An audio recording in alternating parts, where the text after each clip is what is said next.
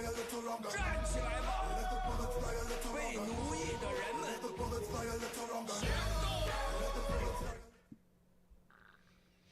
！Hello, everyone, and thank you for joining me. My name's Chris, and this is He Knows. Tonight, I'm going to do something just a little bit different.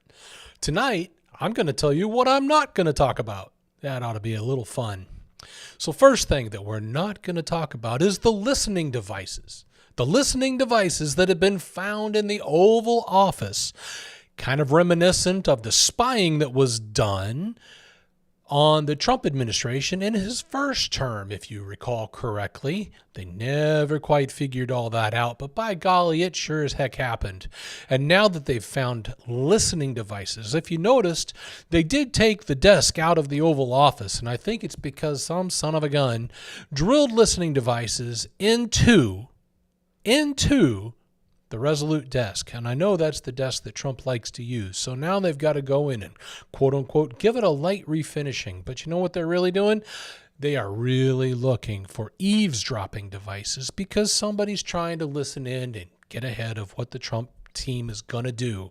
So the question kind of comes up. Who was it? Was it Russia? I don't think so. Was it the CCP? Maybe indirectly. Was it Israel? Could be, probably not. Was it the DNC? Which kind of leads me back to the CCP. We know that the previous occupant was a member of the DNC, as in good old meathead Joe Biden, mashed potato heads. Well, he was in there before, and that would have given them plenty of time to go through there and set that thing up. We're also not going to talk about the beginnings of the end for the media. That's right. One of the first few casualties, aside from some others from CNN, MSNBC lost their first. Joy Reid from The Readout is no longer going to be doing The Readout. She has been canned. My humble opinion is that she's a race baiter who only wants to bring up race in things, hates white people, hates everybody but black people. And you know what? That's fine. She can be who she wants to be. But by golly, I can only imagine how low the ratings have been for that show the entire time. I wonder if it even hit 20. We'll see. Maybe the information will eventually come out. We're also not going to talk about federal workers having to justify their jobs. It seems like they recently got an email from HR, Human Resources, that asked them in 5 points, tell me what you did this week. And a lot of them did a whole lot of crying. I shouldn't have to justify my work. I shouldn't have to justify what I do around here. Well, it seems to me like you probably can't. If you can't sit down and from a week's worth of your time, tell 5 things that you did that involved a company, a government office, then maybe, just maybe, that job shouldn't be yours. We're also not going to talk about, at least right now, the U.S. aid building. I said that wrong and I said I wouldn't. The USAID, because again, it is the furthest thing from aid to the American people that one could even imagine. This USAID, I did it again. Whoops. The USAID building in Washington, D.C. is now closed, and there's lots of videos out there on X of watching these workers walk out with their little boxes in hand. But then again, why did they have anything at the office? Because everybody worked from home. It doesn't make any sense. I think it was all a show. Okay, so here's what we are going to talk about tonight. A.G. Bondi. Fantastic so far, in my humble opinion. I know the ruling is still out. She's got to pull through. She's got to do everything that Trump wants her to do, but so far, so good. A.G. Bondi has been ordered by President Trump to fire all Biden era U.S. attorneys. That is an amazing significance. Has amazing significance. So all told, there are a total of about 96 U.S. attorneys throughout the country, throughout America. Now, the Biden era U.S. attorneys, let me just give you some examples.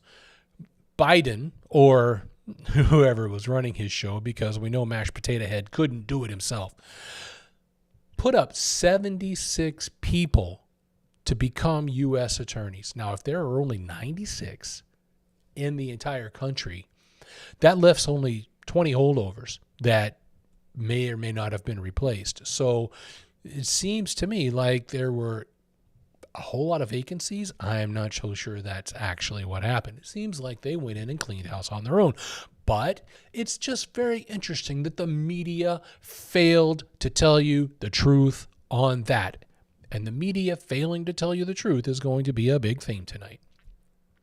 So, of those 76 people that somebody from the Biden administration put forth, now these people have to go through Senate confirmation hearings. You can't just become a U.S. attorney. You've got to be confirmed. After your nomination, you're confirmed. Now, of those 76, only 68 actually made it.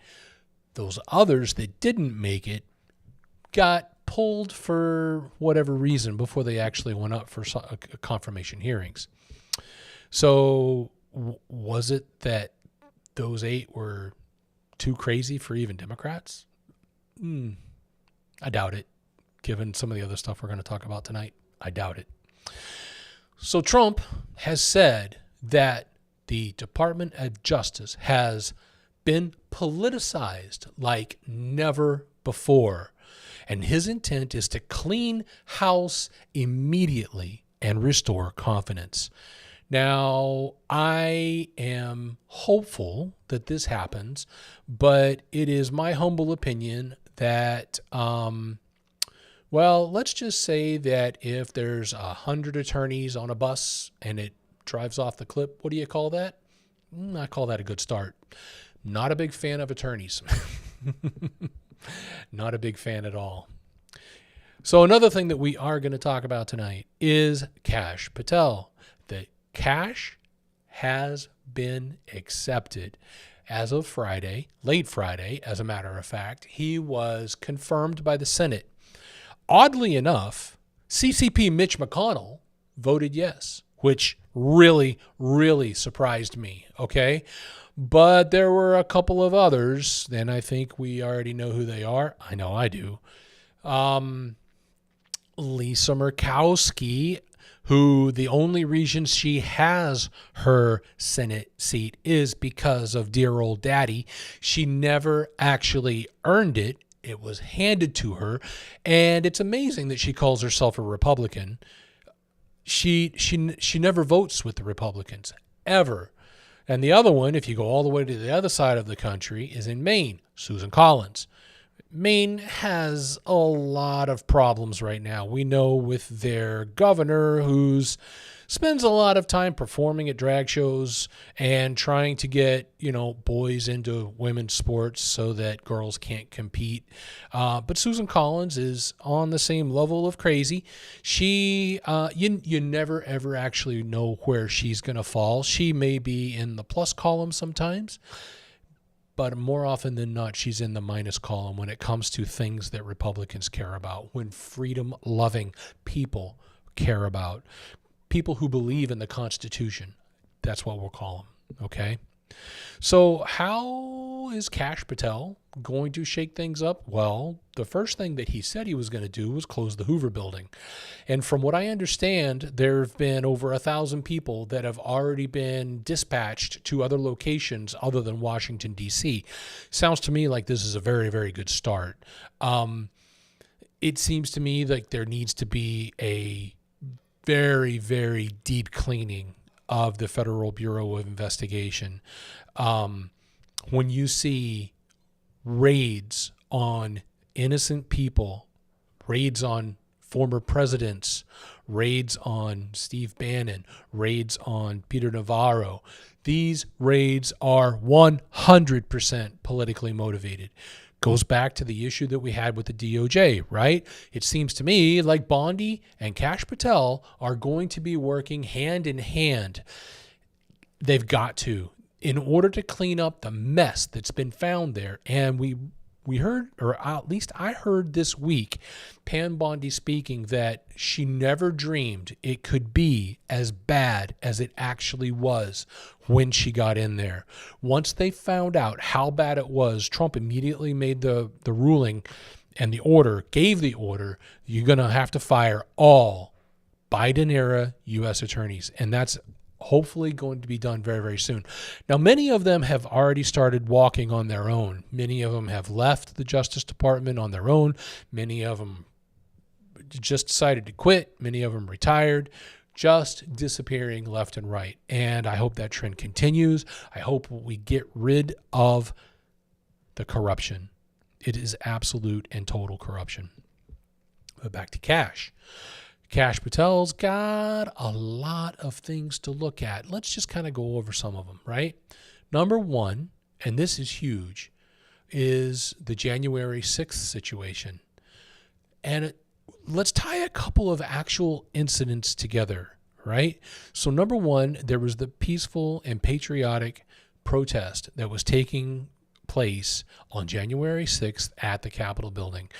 Trump gave his speech, and he said, we're going to peacefully and patriotically march over and make our voices heard.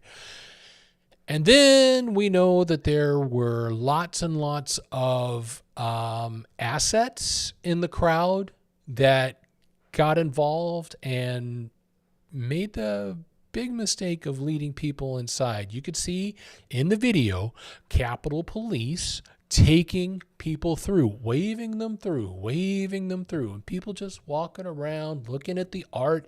The place is stunningly beautiful. If you haven't had a chance to go and tour the Capitol building, I highly recommend it. The artwork is amazing. The ambiance is off the charts, and I highly recommend it. It has been the nation's capital for, the last 240 years. So, it's kind of an important place to us, and it really is a solemn place. The problem is we've had so much corruption there. You know what? I'm going to be honest with you here. It is not just Democrats. I totally and truly believe that when all comes down, whether it be the Chinese CCP's BGY, the 3F plan, I wholeheartedly believe that 95% of Congress has been corrupted in some way. Whether it was the B or the G or the Y, something got them. And there are so few of them that are actually in there, actually working for you, the American people. And it's a shame. So, in my humble opinion, it's not just Democrats, but it's a ton of Republicans on the other side too. And this is what we've got to get rid of. We've got to make these people understand that they're there working for us. They're there working for the people. They're not there working for the NGOs, the non-governmental organizations. They're not there to fill their pockets from USAID. They are not there to pass along billions of dollars to Zelensky, to pass along millions and billions of dollars to other countries for stupid items, like pushing DEI in other countries or pushing trans, gay agendas in other countries. It is unimaginable that this has been taking place for so long. So the J6 issue is a big deal because what happened there actually, right? They rounded up everybody. They actually went through cell phone records. They went through flight logs, airplane ticket logs, trying to find out everybody that was in Washington, D.C. that could have been associated with this protest because they wanted to hang everybody up. Once they got the list, then they started scouring social media. They wanted to see who had a conservative bias to their opinions. Once they found a conservative bias, those people were snapped up and disappeared. They were not given due process, and their rights were absolutely violated. It's unconscionable that the American government did this to its own people. But unfortunately, we've seen the American government act in ways that is not in the benefit of the people for years, for decades. So in addition to the J6, and one of those J6 cases is tied to one of the Trump cases. That's the federal election interference case. But before we get into that, let's go over the other thing that happened on J6. That was the situation with the pipe bomb that was quote unquote found at the DNC. Now that morning, drunk Kamala Harris was at the DNC. Nobody really knows why she was there, because she was about to get voted in.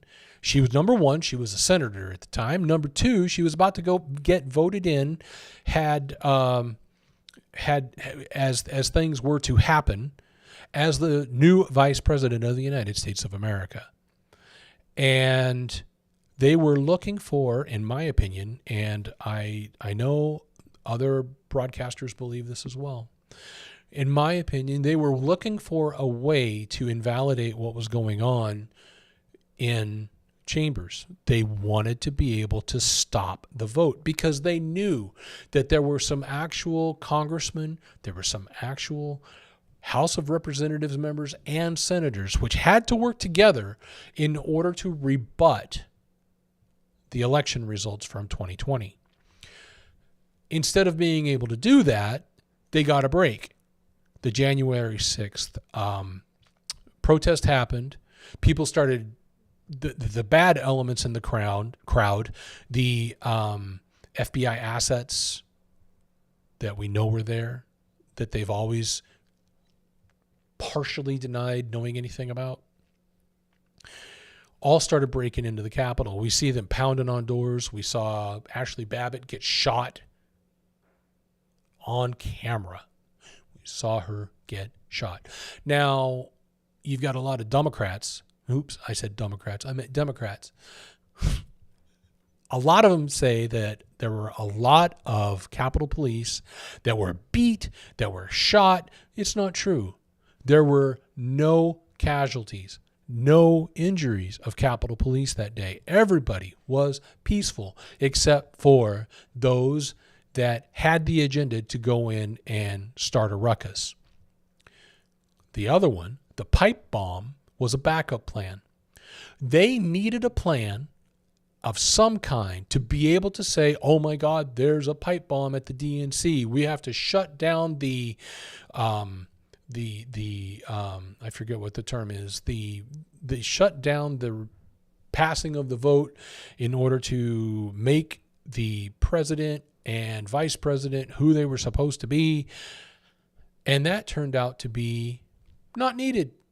And all of a sudden, the Secret Service starts saying, oh, well, we've lost all of our text messages because everybody turned in their phones. The FBI is saying, well, the information coming from the cell phone carrier was corrupted. That kind of ticked off the cell phone carrier that was involved, because they shot back and they said, no, they weren't.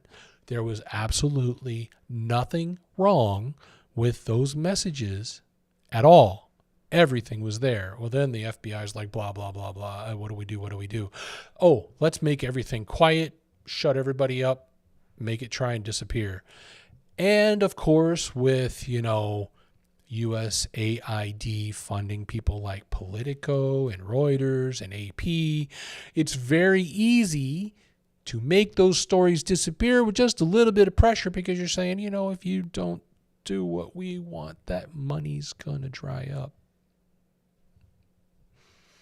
The money didn't dry up. So that means they pretty much did what they wanted. They shut down the stories. Facebook and Google, they shut it down. As a matter of fact, you try and go search for some of this stuff on Google today, you can't find it. You can't find it. I had to go to an alternative search engine to actually find relevant information on something I wanted to talk about today, which happens to be Miles Guo. So that was the federal election interference case. And of course, it was absolutely bogus. Trump said peacefully and patriotically, and as a matter of fact, he tried to get him to shut down, but by that time, you had all of the negative elements in the crowd, all of the FBI assets working against it, and unfortunately, some good people got caught up with it and went along with it and went into the Capitol, and those people just disappeared. So one of the other cases that was very interesting is the Georgia election interference case.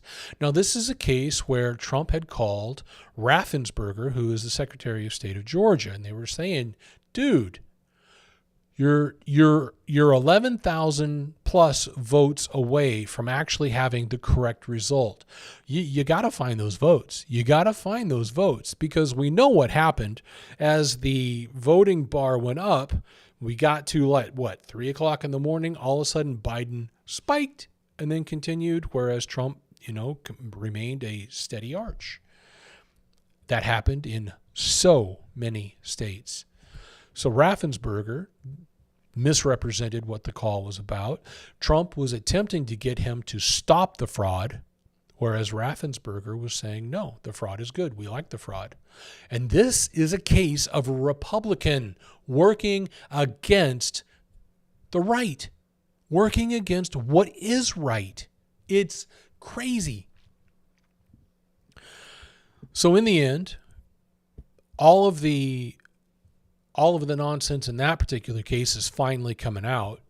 You've got Fani Willis, who had her lover, Nathan Wade, take him on expensive trips, do all kinds of fun stuff at the expense of the Georgia taxpayers. And guess what?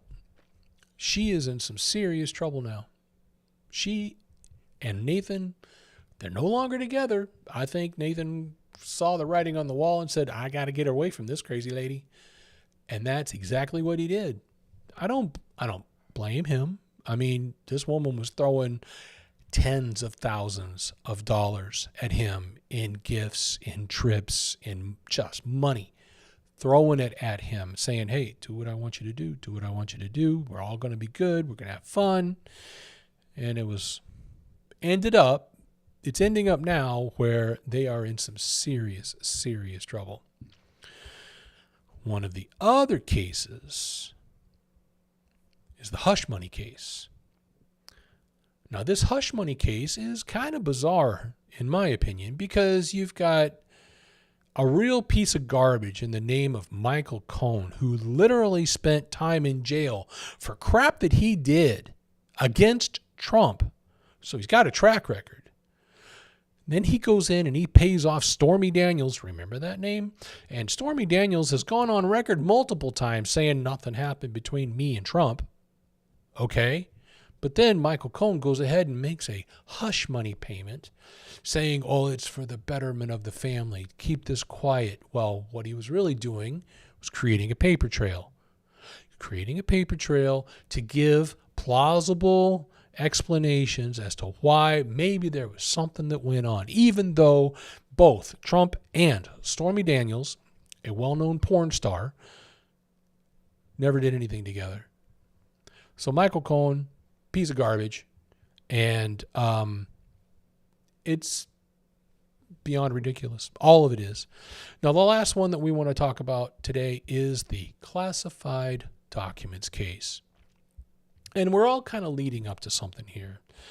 But the FBI raided the Trump Mar-a-Lago compound, had tried to claim that things weren't being held correctly. Now, in all honesty, as a past president, Trump had every legal right to have the documents or have classified documents that were specific to whatever, if he deemed it justifiable. And he did. Here's where the rub comes, though. The FBI has now gone on record admitting that they staged it. They put classified documents down, took the pictures, and decided, oh, we're going to make hay out of this. Of course, it has to go to court. It costs Trump a lot of time. Now, keep in mind that their entire purpose for all of this, whether it be the case in New York City with Alvin Bragg, who is lovingly referred to as Mr. Twinkies. I think that's pretty funny. He's in trouble. Jack Smith, fired recently, special prosecutor. All of these people are in some deep, deep, deep trouble. And I really, really hope it comes to pass. So that's why we say, is the end really here? Is this really close to the end? Are we coming to the point where we're actually going to get rid of the deep state, the CCP, and stop these people, stop these horrible, evil people from meddling and stealing from our country? I truly hope so. And I think that we're finding now, especially with the classified documents case, that it was all a bunch of ruse about nothing. They took the photos, they set it up, they staged it. FBI's admitted it now, and I don't think there's anything else that can be said about that. So, as I said earlier, Pam Bondi went on record this week saying that the damage done over the past 4 years is incalculable, and it's going to require huge amounts of work to get things back on track and restore the trust in the Department of Justice. But as we know, it's not just the Department of Justice, it's also the FBI. It is likely every single branch under the executive branch of government, because even with Biden, the figurehead, and I'm being very, very generous calling him a figurehead, even with Biden as the figurehead as president, he was not running the show. His mental faculties had fallen so much. The only thing he could talk about was ice cream. What's your favorite flavor? That's why the press asked him that. They thought he might actually get it right. And, when the press is your friend because you're paying them to be your friend, and a lot of them align with you anyway, you're not going to get any hard questions. You're not going to get questions about the pullout that killed 13 American service members, the disastrous pullout of the Middle East that they pulled. Thank goodness they're cleaning out the DOD with Pete Hegseth. Thank goodness they're cleaning out the Department of Justice with Pam Bondi. And thank goodness Kash Patel is about to go to serious work. So here's the connection. When it comes to Miles Guo case, how can there be anything but the necessity of a deep, deep review of this case? Think of all the players. Let's go ahead and put up the image of all of the players from the first Trump administration that were involved in trying to take down Miles Guo through payoffs by the CCP. There we go. Here we see all of these different people. Let me see if I can get a better view of it. There we go. We've got Elliot Brody. Elliot Brody made millions, demanded millions. We've got, here's a name that I'm going to bring up that I'm a little hesitant to bring up. And that name is Bondi. Yes, this is the brother of Pam Bondi that is the head of the Department of Justice. Now, what many people don't know is that Bondi here on the screen was a attorney at the Cahill law firm. And he literally was an attorney for GTV, which was one of the predecessors of Getter. Now, we know that Bondi billed out something like $2 million in legal fees.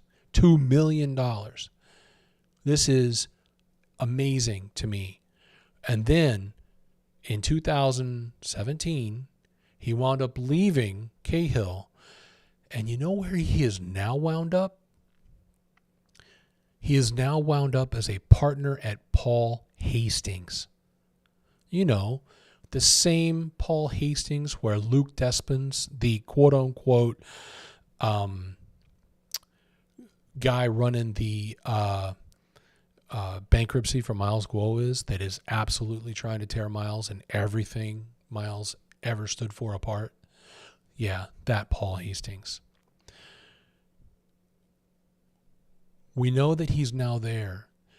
I hope and pray that there is no connection between what this Bondi has done and what Pam Bondi is going to do. The reason why is because we know about all of these other people. We know about Nikki Loom Davis. We know about casino tycoon Steve Wynn. All of them accepted vast amount of monies. We know about Joe Lowe. We know about George Higginbotham. George Higginbotham also wanted millions. We know Joe Lowe. Good Lord, Joe Lowe totally screwed another country to come over and buy influence in America. It's amazing. So this is the example of why it's almost imperative that they take a look at this case, to go in and find the details, find out whether these U.S. attorneys were corrupted, because we know they were Biden era. They were from the Southern District of New York. We know that the Southern District of New York is one of the most absolute corrupt districts in the country. We also know that the Democrats do a lot of their judge shopping there. When they've got some pet project that they want to get done, doesn't matter what it is, and they need a ruling. They have to have a ruling. We know that they go shopping at these various judges that have been appointed by, certain elements, whether it have been Obama or Clinton or Biden. They go judge shopping, they go U.S. attorney shopping, and they find a favorable environment to pass their garbage. And it hurts America every time. So this is why it's imperative, is because, and in all honesty, it may not have an actual impact on the case, but it seems to me like something's working. They were supposed to have the sentencing hearing in December. It's now almost the end of February, and that still hasn't taken place. Something is going on. Something has run amok, and things aren't clear. Nobody seems to know. It's not leaking out that I can tell. But it has been demonstrated over and over and over again. The Trump cases, the J6 cases, they will do everything that they can do to hang up the person that they want to hang up. Now, we know that the CCP threw around enormous amounts of money. Elliot Brody, Nikki Loom Davis. We can even start talking about Pras Michel. In that case, that's going to be coming up in a moment. But George Higginbotham, all of these people wanted massive amounts of money from the CCP in order to do their bidding. Everybody knows that the Biden administration sold out to the CCP, sold out to other elements, and never actually cared about the American people. It wasn't on their radar. They didn't give a shit. It just was the end. Excuse my language. So I don't understand how you can't justify needing to look at this case, needing to look at Miles' case. I understand that you had some CCP affiliated people come up and swear that they were swindled by Miles Guo. Well, it's pretty easy when you've got the CCP paying witnesses and you've got judges that just eat it up. Now let's go ahead and put up the picture of Pangu Plaza for a minute. I think this is a pretty good demonstration of exactly how much the Chinese Communist Party dislikes this man, because he's telling the truth. He's spilling the beans on them. He's telling all of their secrets. Now keep in mind that this Pangu Plaza, the top portion of this image, is the way it was. It's the way Miles envisioned it, and it's the way Miles built it. From the 2008 Olympics, you can actually see this in the background from the Bird's Nest. Amazing place. Been there myself. You could see Pangu Plaza in the background. It's right there, right in the sky. And look at what they've done to it. They hate this man so much because he has their number. They are terrified of him. They have gone and they have defaced what should have been a national treasure to China. And they've just made it a plain Jane other building to when it could have been remained a beautiful, beautiful building. It's deplorable. Deplorable. It seems like the deplorables are the good guys, and now the deplorables are on the other side. So there's been a lot of crazy things that have been going on with this case, with Miles. And one of the things that I want people to think about and caution you on is be aware that not everybody's on your side, okay? You may have had a lot of people trying to convince you to send in a letter of some kind to the attorneys, to the judge. My opinion is don't do it. Leave it alone. Let the legal system become legal again, and pray. Pray that God and Trump and Pam Bondi can intervene and put their hearts in the right place. Put everything together. Shut down the CCP. Shut down their 3F plan. Foment weakness. Foment chaos. Foment the destruction of America. Follow the money. I don't know how many times I've seen people that have been close to Miles that seem to never do the right thing. Follow your hearts. Follow what you know is right. Keep the fight going at the CCP. Keep the fight going at the deep state. They're failing. I truly believe, and we know, that the Chinese Communist Party owns probably 200,000 acres worth of land here in America.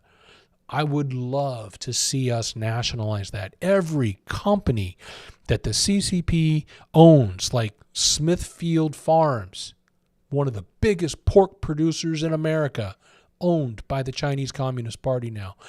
I would love to see that reversed. I would love to see the ownership of those companies come back to American hands. That land come back. You know, the funny thing about a lot of that land that the Chinese Communist Party owns is right near military bases. Now, how in the world can you allow something like that to happen? How? I don't know.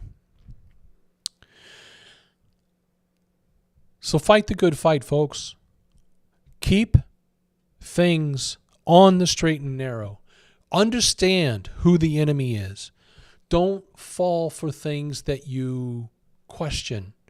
One of the biggest things I heard for somebody that I very much respect when it comes to news stories these days, because the media is throwing all kinds of junk out there. Dan Bongino is somebody who has a daily show and a 3-hour radio show every day. He's on the air a lot. Highly respect him. He has a rule that I think is incredibly pertinent and needs to be said. When you hear a news story, you can form an opinion, but be very, very careful, because it usually takes 24, 36, 48, 72 hours before the actual truth comes out. So I say that in order to say this. Be careful who you follow. Be careful who you believe. And on that, I wish you a wonderful evening. Good night.